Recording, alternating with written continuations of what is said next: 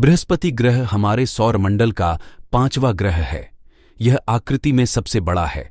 बृहस्पति ग्रह के पास बहुत सारे चंद्रमा हैं जो हर वक्त इसके चक्कर लगाते रहते हैं।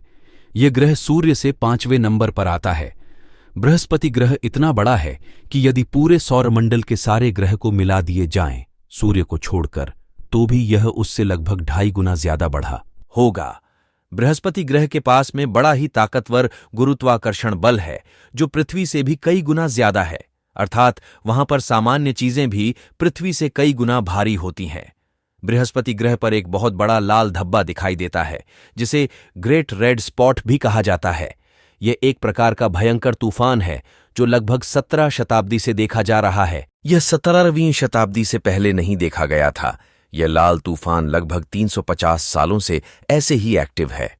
बृहस्पति ग्रह लगभग सारा का सारा हाइड्रोजन से बना हुआ है, लेकिन हीलियम भी इसके द्रव्यमान का 1/4 और इसके पूरे भार का 10वां हिस्सा है।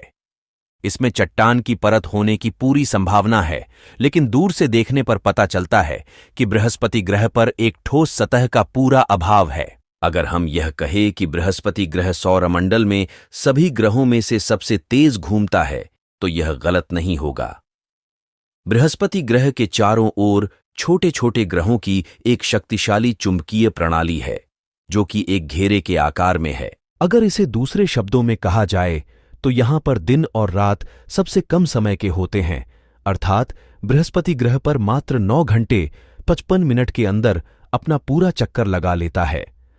बृहस्पति ग्रह की पूंछ की लंबाई शनि ग्रह की पूरी कक्षा के बराबर है।